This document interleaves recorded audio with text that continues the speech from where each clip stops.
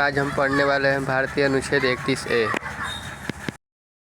भारतीय संविधान का अनुच्छेद 31A आर्टिकल 31A उन कानूनों से संबंधित है जो जमींदारी उन्मूलन, कृषि सुधार और भूमि सुधार के लिए बनाए गए हैं।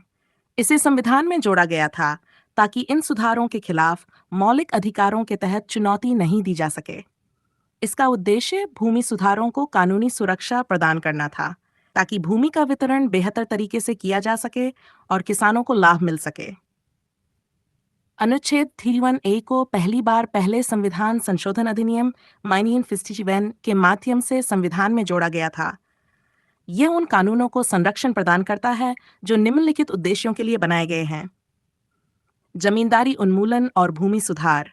अनुच्छेद 31A उन कानूनों को सुरक्षा प्रदान करता है जो जमींदारी व्यवस्था को समाप्त करने, कृषि भूमि का सुधार करने और भूमि का पुनर्वितरण करने के उद्देश्य से बनाए गए हैं।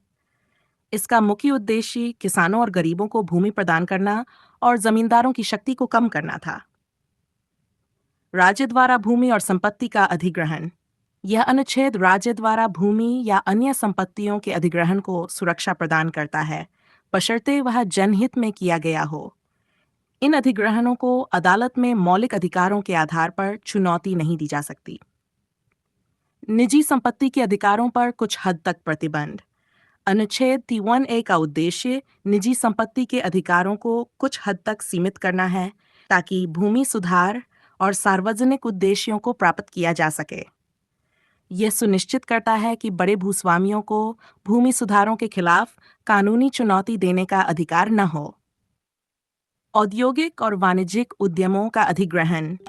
यह अनुच्छेद उन कानूनों को भी सुरक्षा प्रदान करता है जो राज्य द्वारा निजी औद्योगिक और वाणिज्यिक उद्यमों के अधिग्रहण से संबंधित हैं, ताकि जनता के कल्याण के लिए इनका उपयोग किया जा सके। अनुच्छेद 31A के तहत संरक्षित कानून। अनुच्छेद 31A के तहत जो कानून संरक्षित है, उन्हें न्यायालय में मौलिक अधिकारों के उल्लंघन के आधार पर चुनौती नहीं दी जा सकती, जैसे कि जमींदारी उन्मूलन कानून, भूमि सुधार और पुनर्वितरण कानून, औद्योगिक और वाणिज्यिक प्रतिष्ठानों का अधिग्रहण करने वाले कानून।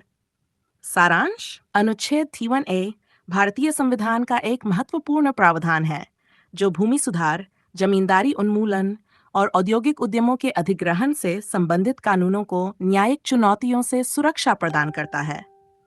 इसका मुख्य उद्देश्य सामाजिक और आर्थिक सुधारों को सुचारू रूप से लागू करना और भूमि वितरण में सुधार करना था, ताकि आर्थिक असमानताओं को कम किया जा सके और सामाजिक न्याय की स्थापना हो सके।